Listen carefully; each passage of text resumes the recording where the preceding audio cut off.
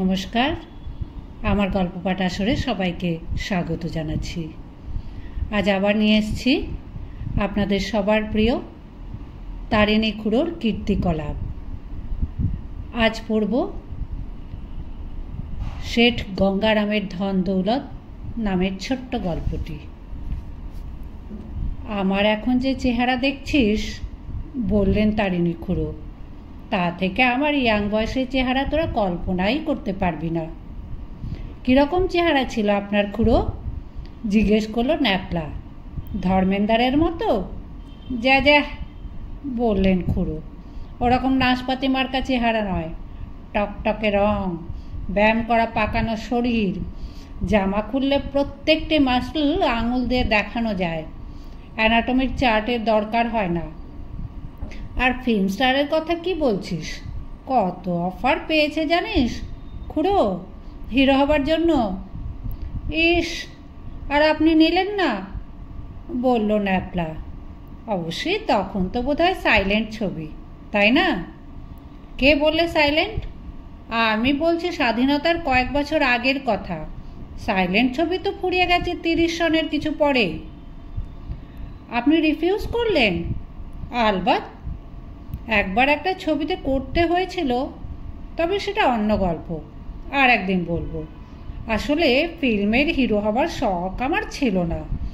আমি চেয়েছিলাম আমার গোটা জীবনটাই হবে একটা সিনেমার গল্প, একটা খাঁটি নির্ভেজাল অ্যাডভেঞ্চার, অথবা বলতে পারিস একটা সিরিজ অফ অ্যাডভেঞ্চার্স। রং মেখে ক্যামেরার সামনে দাঁড়াবো, ডিরেক্টর মশাই ডুগডুগি বাজাবেন, আর আমি নাচবো। এ শর্মা সে শর্মা নয়। আজ কোন অ্যাডভেঞ্চারের বিষয় বলবেন মিস্টার শর্মা? জিজ্ঞেস করলো ন্যাপলা। খুড়োকে এ ধরনের কথা বলার সাহস একমাত্র ন্যাপলারই আছে, তবে সেটা খুড়ো বিশেষ মাইন্ড করেন বলে মনে হয় না। বাইরে একটা খিটখিটে ভাব দেখালেও আসলে ওর মনটা নরম, এটা জানতাম। বেনেটোলা থেকে বালিগঞ্জে আসেন যে শুধু আমাদের গল্প শোনাবার জন্যই, এটা তো মিথ্যে নয়। দুধ চিনি ছাড়া চায়ের পরপর দুটো চুমুক দিয়ে খুড়ো বলেন, 1944 আজমের। তখন আমার বয়স 28। আমরা 5 জন, আমি, ভুলু, চটপটি, সুনন্দ আর ন্যাপলা, গল্পের জন্য রেডি হয়ে বসলাম। চা শেষ করে একটা এক্সপোর্ট কোয়ালিটি বিড়ি ধরিয়ে খুড়ো আরম্ভ করলেন। আগ্রায় একটা ব্যাংকের চাকরিতে ইস্তফা দিয়ে কোথায় যাওয়া যায় তাই ভাবছি। এমন সময় হঠাৎ মনে পড়ে গেল ধরণী কাকার কথা, আমার বাবার মাস্তুতো ভাই। তিনি জয়পুরে হোমিওপ্যাথি করে বেশ পয়সা জমে বসেছেন। রাজস্থানটা দেখা হয়নি, অথচ ছেলেবেলা থেকেই ও দেশটার উপর একটা আকর্ষণ রয়েছে। মনে হয় ভারতবর্ষে ওটাই হলো সত্যিকারের রোমান্স ও অ্যাডভেঞ্চারের ঘাঁটি। চলে গেলাম কাকার কাছে। আমি বেকার জেনে কাকার ভুরু কুঁচকে গেল। বললেন, তোর মতো একজন জোয়ান ছেলে ফ্যা ফ্যা করে ঘুরে বেড়াচ্ছে, এটা আমি বরদাস্ত করতে পারি না। আজমের যাবি? বললুম, কি আছে সেখানে? কাকা বলেন, শেঠ গঙ্গারাম আমার পেশেন্ট, পেটের আলসারে ভুগত, আমার ওষুধে চাঙ্গা হয়ে উঠেছেন। তার একজন ইংরেজি জানা সেক্রেটারি দরকার। তোর তো ইংরেজিতে অনার্স ছিল, যদি চাস তো তোকে রেকমেন্ড করে দিতে পারি। কখন কি কাজে দরকার পড়ে, তাই টাইপিংটাও আগেই শেখা ছিল। কাজেই সেক্রেটারির চাকরির পক্ষে আমি অনুপযুক্ত নই। তবু লোকটার সম্বন্ধে একটু ডিটেল জানা দরকার বলে প্রশ্ন করলুম, কি করেন গঙ্গারাম? গঙ্গারাম বললেই 19টি বার ম্যাট্রিকে সে ঘায়েল হয়ে থামল, শেষে মনে পড়ে যায়। কাকা বললেন, গঙ্গারাম মস্ত ধনী, হিরে জহরাতের কারবার, বিদেশে করেসপন্ডেন্স চালাতে হয়। যে সেক্রেটারি ছিল সে নাকি বিয়ে করার নাম করে সেই যে গেছে, আর আসেনি। বস হিসেবে গঙ্গারাম কি? কোনো গোলমাল নেই, তবে ওর একটা ছেলে আছে বছর 12 বয়স, সে নাকি একটা মূর্তিমান বিচ্ছু। সে যদি কিছু করে থাকে। আমি বললাম, কুছ পারওয়া নেই, যে ছেলের এখনো গোঁফ গজাবার বয়স হয়নি তাকে আবার ভয় কিসের, ও আমি সামলে নেব। তাহলে আর কি, লেগে পড়। আমি গঙ্গারামকে লিখে দিচ্ছি, আমার রিকোয়েস্ট ও ঠেলতে পারবে না। কাকার এক চিঠিতেই গঙ্গারাম রাজি। লিখলেন, সেন্ড ইউর নেফিউ ইমিডিয়েটলি। একবার অম্বর প্যালেসটায় ঢুঁ মেরে জয়পুর থেকে চলে গেলাম মুসলমানদের পবিত্র তীর্থস্থান আজমেরে।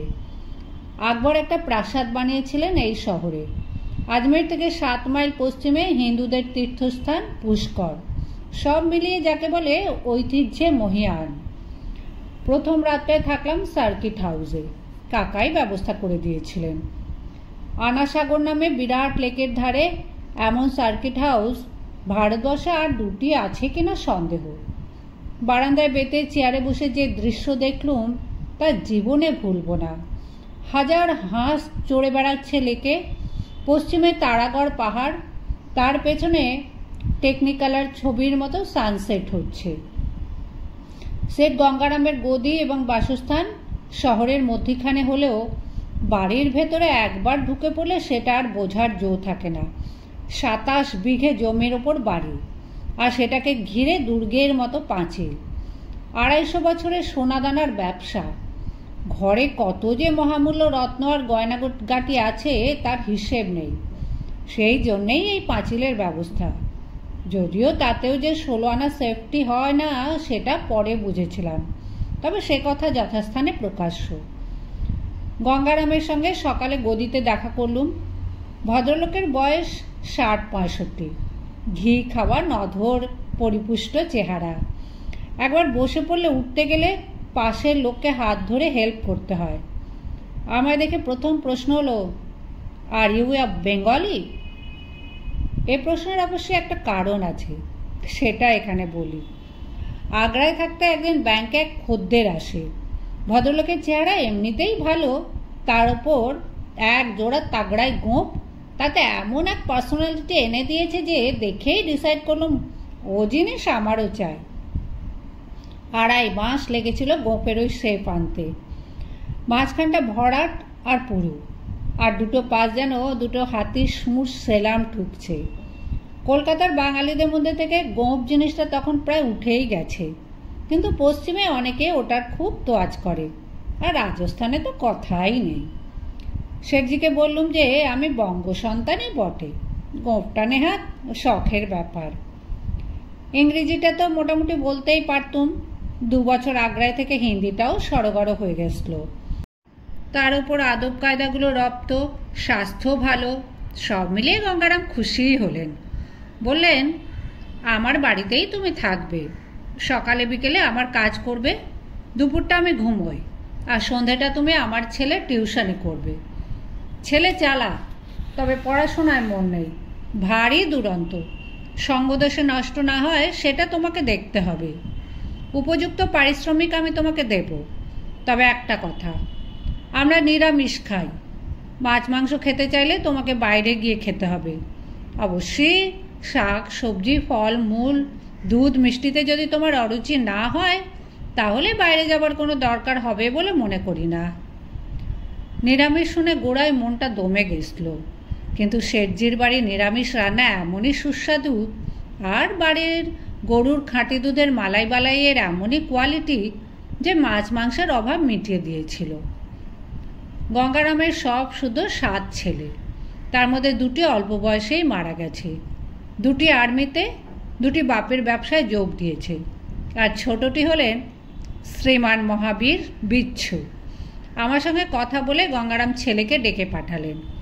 সে এলে পর, ইনি তোমার নতুন মাস্টার বলে আমার পরিচয় দিয়ে বললেন, যাও একে এর ঘর দেখিয়ে দিয়ে এসো। এমন অস্থির চোখের দৃষ্টি আমি কোনো ছেলের মধ্যে দেখিনি, আর সেই সঙ্গে এমন তীক্ষ্ণ ঝিলিক। সে যে বিচ্ছু তাতে সন্দেহ নেই, কিন্তু সেই সঙ্গে তার বুদ্ধিও যে বেশ ধারালো সেটা বোঝা যায়। গদি থেকে বাড়ির ভেতর ঢুকে একটা প্রকাণ্ড উঠোন পেরিয়ে একটা প্যাসেজের মধ্যে দিয়ে আর একটা উঠোনে পৌঁছলাম। তারই পাশে বারান্দার ধারে একটা ঘরে নিয়ে গিয়ে আমাকে হাজির করলো মহাবীর। বোঝাই যাচ্ছে এটা শীষ মহল জাতীয় একটা কিছু ছিল, কারণ ঘরের সারা দেওয়াল আয়নার টুকরো দিয়ে মোড়া। আমাকে পৌঁছে দিয়ে মহাবীর যে কেন চম্পট দিল সেটা মিনিট খানেকের মধ্যেই বুঝতে পারলুম। ঘরের মেঝেতে দুটি এবং খাটের উপর একটি জ্যান্ত বিছে অবস্থান করছে। মেঝের দুটি তেঁতুলে আর খাটের ওপরেরটি একেবারে খোদ কাঁকড়া বিছে। শেষেরটি আপাতত খাটের মধ্যিখান থেকে বালিশ লক্ষ্য করে এগুচ্ছে। আমি জানি মেঝের দুটি চেহারাতেই যা ভয়ের উদ্রেক করে, কামড়ে বিষ নেই। তবে বিছানার ওপর যেটি, তার ল্যাজের ডগায় বাঁকানো হুলটির ছোবল একেবারে মারাত্মক। বিচ্ছু বিশেষণের তাৎপর্য যে এইভাবে প্রথম দিনই বোঝা যাবে সেটা ভাবিনি। আমি ঘর থেকে বেরিয়ে মহাবীর বলে একটা হাঁক দিলুম। তাতে উত্তর না পেলেও ডাকের ফলে উল্টো দিকের বারান্দায় স্বয়ং শ্রীমানের আবির্ভাব হলো। হেলতে দুলতে সে এসে দাঁড়ালো একটা থামের পাশে। আমি তাকে ডাকলুম, ইধার আও। বিচ্ছু এগিয়ে উঠোনের মাঝ বরাবর এসে আবার থামলেন। হাত দিয়ে বিচ্ছু তুলতে পারো? জিজ্ঞেস করলুম আমি। শ্রীমান নিরুত্তর। এসো দেখে যাও কি করে তোলে। এবার শ্রীমানের কৌতূহল হলো। এখানে বলে রাখি, আমি নিজেও কোনোদিন হাত দিয়ে কাঁকড়া বিছে তুলিনি, তবে সেটা যে সম্ভব তা জানি। কারণ ছেলেবেলায় গনসা বলে আমাদের একটা চাকর ছিল, তাকে এই জিনিস করতে দেখেছি। খপ করে ঠিক হুলের তলাটা ধরে তুলে ফেললে হুল ফোটাবার আর মৌকা পায় না বিছে। মহাবীর আমার ঘরের দরজার মুখটাতে এসে দাঁড়ালো। আমি দম টেনে এক বুক সাহস নিয়ে দুগ্গা বলে এক ছোবলে খাটের ওপর থেকে বিছেটাকে ল্যাজ ধরে তুললুম। তারপর সেটা দু আঙুলে ঝুলিয়ে মহাবীরের মুখের খুব কাছে নিয়ে গিয়ে বললুম, বিছেগুলোকে বাইরে ফেলে আসার জন্য একটা পাত্র নিয়ে এসো। আর দেখছই তো, আমার যখন ভয় নেই তখন আমাকে ভয় দেখিয়ে কোনো মজা নেই। মহাবীর 1 মিনিটের মধ্যেই একটা কাঁচের বৈয়াম নিয়ে এলো। তার ভেতরের দেওয়ালে লাড্ডুর গুঁড়ো লেগে রয়েছে। তারই মধ্যে প্রথমে কাঁকড়া বিছেটাকে, তারপর তেঁতুলে বিছে দুটো ফেলে বললুম, এগুলোকে বাড়ির পাঁচিলের বাইরে ফেলে এসো। মহাবীর গেল। তারপর কিছুক্ষণের মধ্যেই এসে রিপোর্ট করে গেল যে সে আমার আজ্ঞা পালন করেছে। তারপর থেকে মনে হতো যে প্রাইভেট টিউটারের প্রতি তার যে স্বাভাবিক বিরাগ সেটা মহাবীর কিছুটা কাটিয়ে উঠেছে। কতটা কাটিয়েছে সেটা জানা মুশকিল, কারণ এমনিতে সে অত্যন্ত চাপা। পেটে বোমা মারলেও মনের আসল ভাব সে প্রকাশ করবে না। কিন্তু ছেলেটি অত্যন্ত চৌকস, কাজেই লেখাপড়ায় যাতে তার মন বসে সে চেষ্টা আমাকে করতেই হবে, তাতে সফল হই বা না হই। দুষ্টুমি বন্ধ করার চেষ্টা আমি করিনি, কারণ জানি সেটা মাঠে মারা যাবে। তেঁদরামোর দৌড় যে কতখানি সেটা একদিনের ঘটনা বললেই বুঝতে পারবে। গঙ্গারামের বাড়িতে 4টে ঘোড়া, 6টা উট। একদিন সকালে মনিবের চিঠি টাইপ করছি গদিতে বসে, এমন সময় হঠাৎ সমস্বরে অনেকগুলো উটের আর্তনাদ শুনে আঁতকে উঠলুম। উটের ডাকের মতো অমন বিভৎস ঘড়ঘড়ের ডাক আর কোনো জানোয়ারের নেই। কৌতূহল হওয়াতে বাইরে বেরিয়ে দেখি জোড়া জোড়া উট বোধহয় পরস্পরের দিকে পিঠ করে বসেছিল। কোনো এক ফাঁকে গিয়ে শ্রীমান ওর ল্যাজ গাঁট ছড়ার মতো করে বেঁধে দিয়ে এসেছে। বসা উট দাঁড়িয়ে উঠতে ল্যাজে টান পড়ার ফলেই এই বিকট চিৎকার।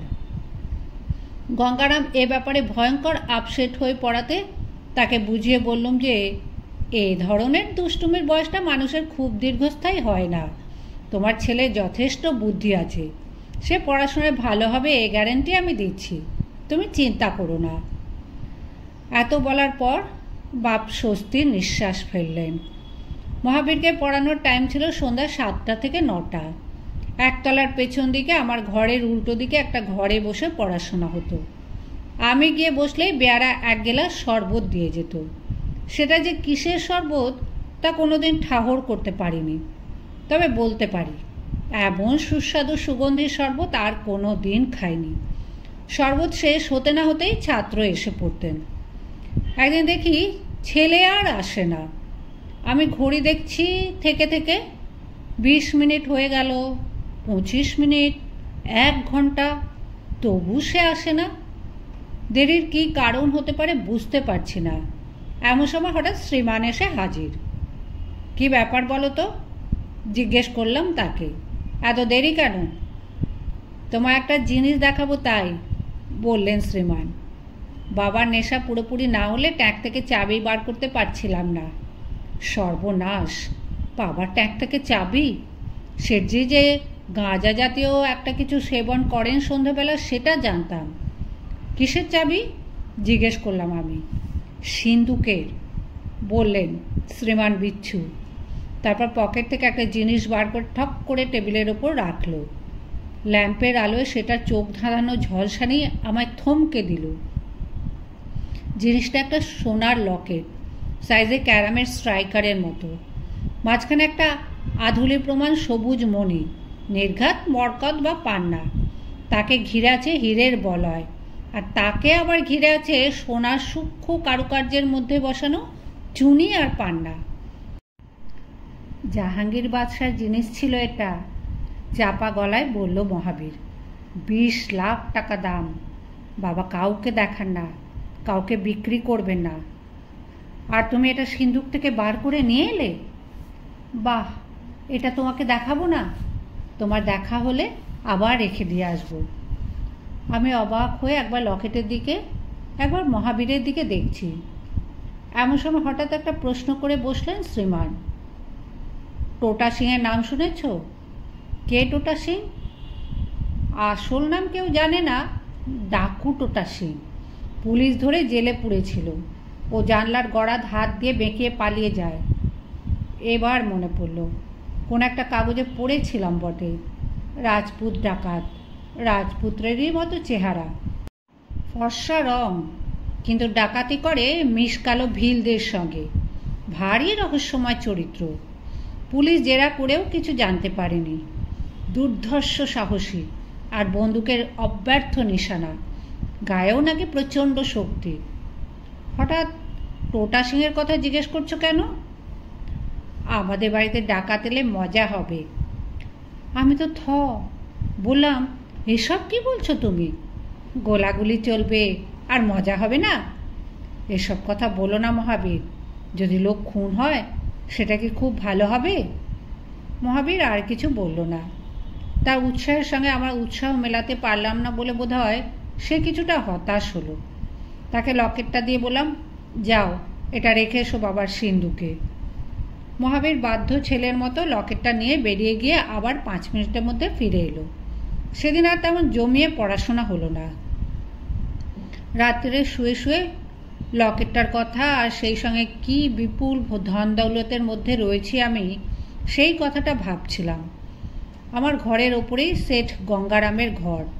শেঠজির ইনসমনিয়া। রাত 2:30-3টার আগে ঘুম আসে না। নেশার ফলে সন্ধ্যা 7টা নাগাদ একটা তন্দ্রার ভাব আসে। তারপর 10টা থেকে একেবারে সজাগ। এই ব্যারাম হোমিওপ্যাথিতে সারেনি, তাই শেঠজি অ্যালোপ্যাথির ঘুমের বড়ি খান। কিন্তু যতক্ষণ না ঘুমের আমেজ আসে ততক্ষণ ঘরে পায়চারি করেন। তার পদধ্বনি আজ শুনতে পাচ্ছি আমার মাথার উপরে। ক্রমে সেই পায়ের শব্দও থেমে গেল, কিন্তু আমার চোখে ঘুম নেই। ঢং ঢং করে গদির ঘরে জাপানি দেওয়াল ঘড়িতে 2টো বাজল, আর তারই কিছুক্ষণ পরেই মাথায় আকাশ ভেঙে পড়ল। একে টেলিপ্যাথি বলবো না কি বলবো জানি না। আজই সন্ধ্যায় ডাকাতের কথা হলো, আর আজই ডাকাত পড়ল সেঠ গঙ্গারামের বাড়ি। প্রথমে সন্দেহ হলো কুকুরের ঘেউ ঘেউ শুনে, তারপর ঘোড়ার চিহি আর উটের পরিত্রাহিত আর্তনাদ, তারপর হই হল্লা, আর পরপর 3টে বন্দুকের আওয়াজ পেয়ে আমি খাটের ওপর শটান উঠে বসলাম। ঘর থেকে বারান্দায় বেরোবো কিনা ভাবছি, এমন সময় বেশ কিছু লোকের একসঙ্গে দ্রুত পায়ের শব্দে সমস্ত বাড়িটা গম গম করে উঠল।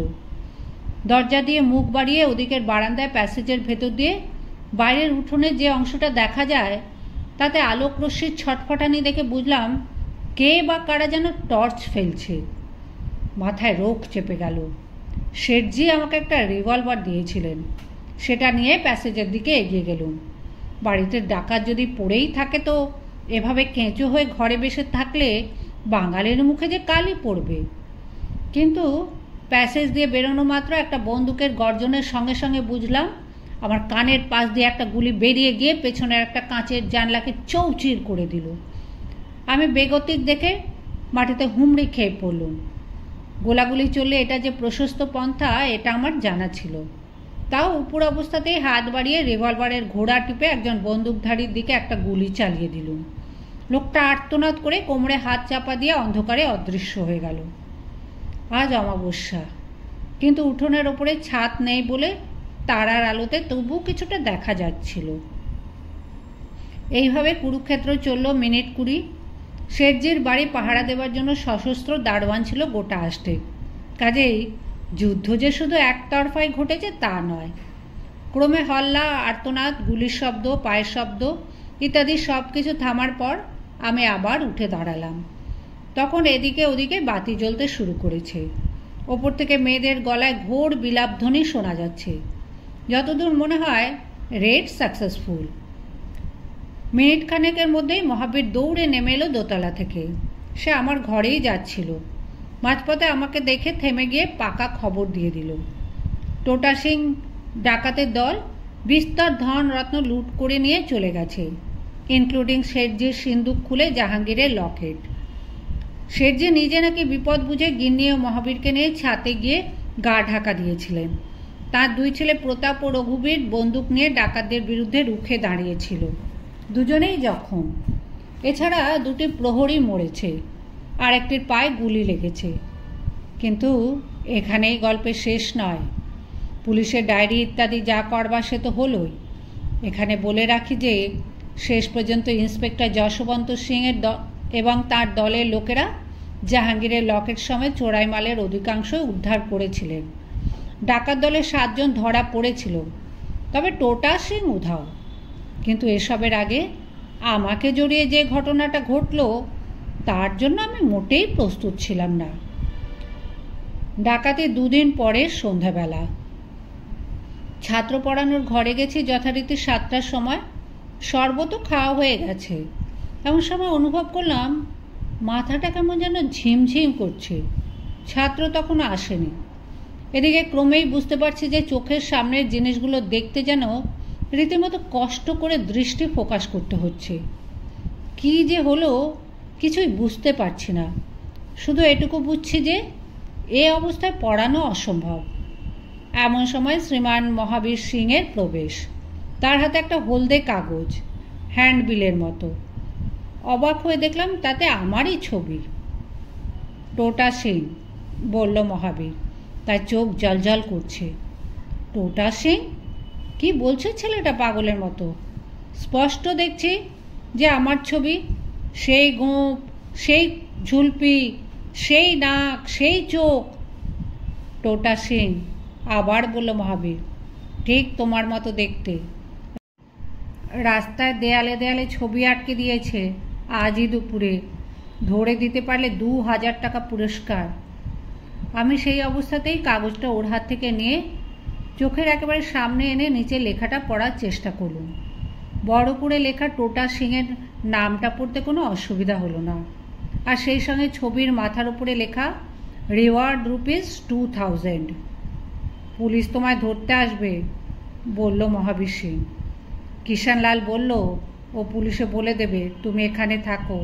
ও দেখেছে দেওয়ালের ছবি। কিষানলাল শেঠজির দোকানের একজন কর্মচারী। লোকটা খুব সুবিধের নয় সেটা আমারও কয়েকবার মনে হয়েছে। তোমার জেল হবে, বলে চলেছে মহাবীর সিং। আমার জেল হলে সে যেন রেহাই পায় এমনই তার ভাব।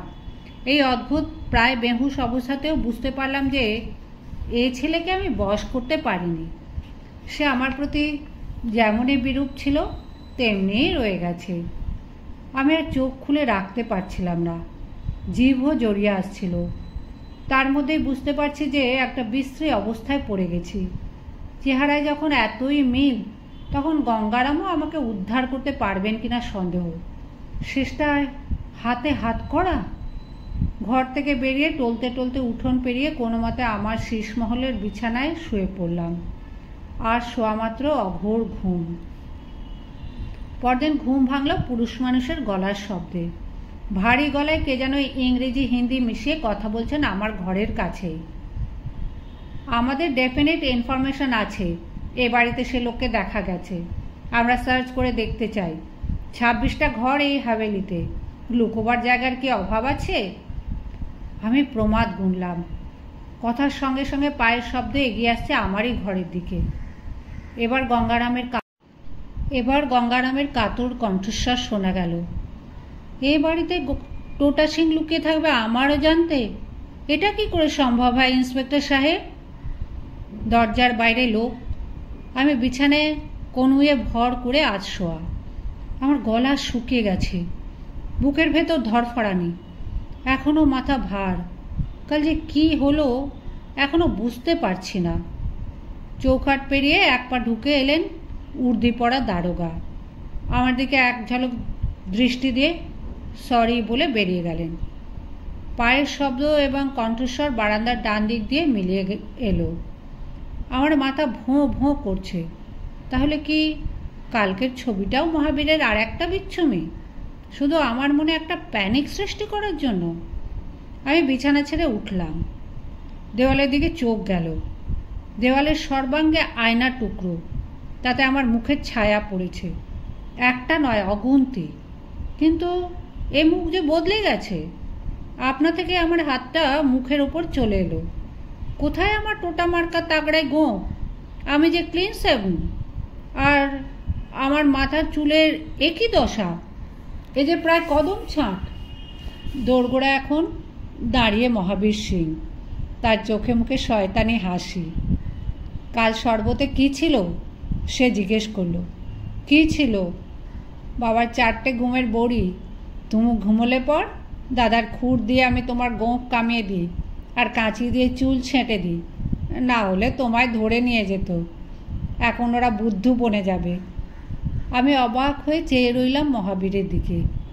এমন ফন্দির কি তারিফ না করে পারা যায়?